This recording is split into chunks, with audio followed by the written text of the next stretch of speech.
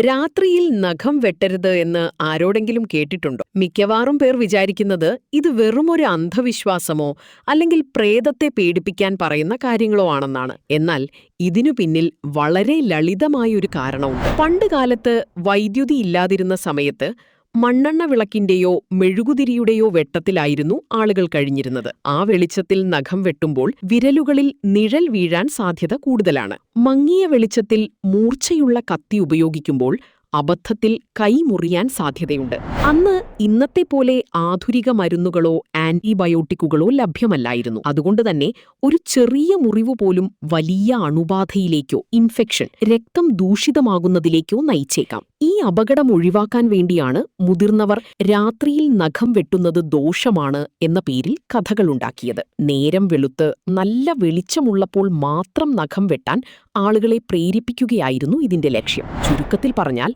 ഇന്ന് നമ്മുടെ വീടുകളിൽ നല്ല വെളിച്ചമുണ്ടെങ്കിലും പണ്ടത്തെ ആ സുരക്ഷാ മുന്നറിയിപ്പാണ് ഇന്നും ഒരു വിശ്വാസമായി തുടരുന്നത്.